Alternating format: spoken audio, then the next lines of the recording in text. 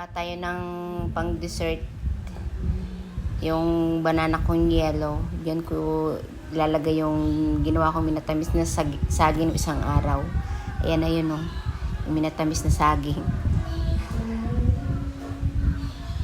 Parang ang tamis-tamis. Yan. Sago. Naglagay muna ako ng crushed ice. Tapos banana. Tapos yung sago. Yan yung leche flan. Kaso yung aking lalagyan parang alanganin sa aking mga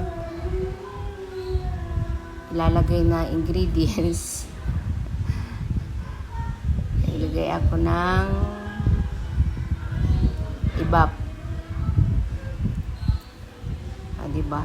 Parang ang sarap ng tingnan. Kaso yung aking lalagyan parang aapaw pag hinalo ko.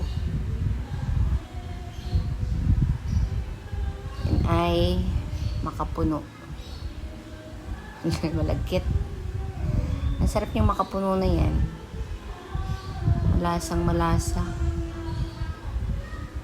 Parang galing yata yan sa Laguna.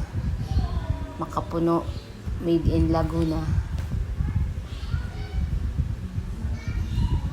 Naglagay ako ng konting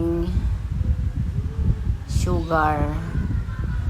Kasi hindi sapat yung tamis nung minatamis na saging at saka makapuno. Kaso paano ko siya haluin? Maliit yung aking lalagyan. Parang aapaw. Hala. O ayan na. Okay rin pala eh. Muntik nang umapaw.